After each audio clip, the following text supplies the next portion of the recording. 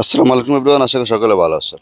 তো সবাই বলতেছেন যারা মালয়েশিয়াতে আছেন, অবস্থান করতেছেন, তো তাদের প্রচুরবারই কমেন্ট করেন আমাকে যে ভাই বর্তমানে তো আমরা আনফিট হয়েছি মেডিকেল, তো আনফিট হলে এটার সলিউশনটা কী এবং কী করণীয়।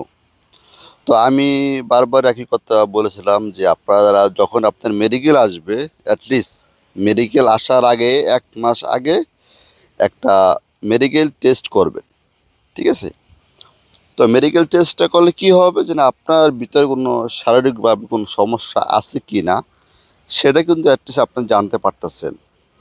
তো সেটা জানতে যদি পারেন, যদি অ্যাটলিস্ট আপনি টেস্ট করলেন, টেস্ট করার পর আপনার সমস্যা হয়ে গেল, তো ওই ডাক্তারি পরামর্শ দিয়ে আপনি সেই কি সমস্যা হয়েছে ওই সমস্যা ওষুধ খান, ওষুধ খেয়ে আপনার ঠিক হন, ঠিক হয়ে তারপর আপনার মেন যে মেডিকেলটা অথবা ফমিমা যেটা আছে সেটা আপনি করেন। তো অনেকে ভাই বলতেছে যে ভাই আপনার সলিউশনটা কি? সলিউশন তো আমি আগেই বলে দিয়েছিলাম, তো তারপর আমি বলি কিন্তু মূল উদ্দেশ্য এইটি ভাই, আপনারা যদি আপনার ভিতরে কোনো সন্দেহ থাকে যে না, আপনার যদি দুর্বল থাকেন যে না সমস্যা হতে পারে, তাহলে আমি মনে করি মেডিকেল টেস্ট করাটা আপনার জন্য খুবই জরুরি। আর যদি মনে করেন যে না আমি একদম 100% শিওর যে না আমার ভিতরে কোনো সমস্যা নাই, তো না থাকলে কি করতে হবে, তখন দেখা গেছে আপনি ডাইরেক্টলি ভাবে আপনি মেডিকেল ফর্মিয়া যেটা আছে সেটা নিয়ে আপনি মেডিকেল করতে পারেন, কোনো সমস্যা নাই।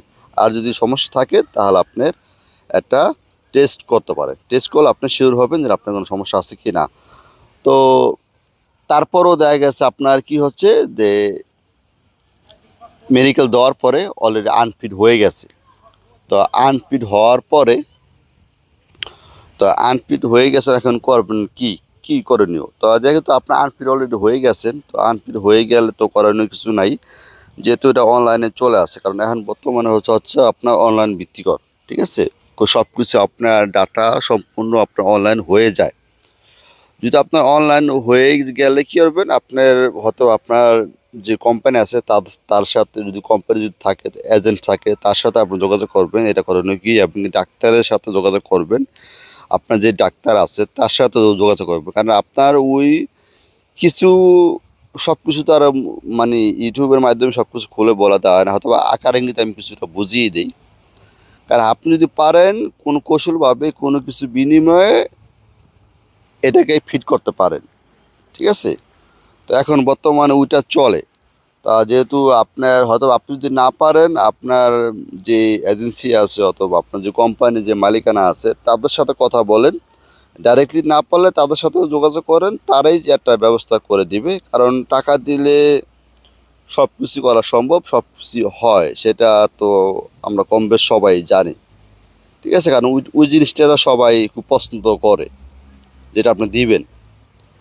তো সেই জন্যই বললাম যে আপনার সলিউশন আর বর্তমানে একটাই আছে, আপনি যদি চান তাহলে ওইটা করেন। ওইটা করলে হয়তো বা আপনার যে সমস্যা আছে, যে শারীরিক সমস্যা আছে, ওইটা দূর হয়ে যাবে এবং কি ওটা আপনার ফিট হয়ে যাবে, ঠিক আছে? তা এছাড়া আর কোনো দ্বিতীয় কোনো রাস্তা নাই আমার জানা মতে। তারপর আপনি চেষ্টা করতে পারেন যেটা আপনার ভালো মনে হয়, যেটা আপনার ভালো পদ্ধতি মনে হয় সেটা আপনি করবেন।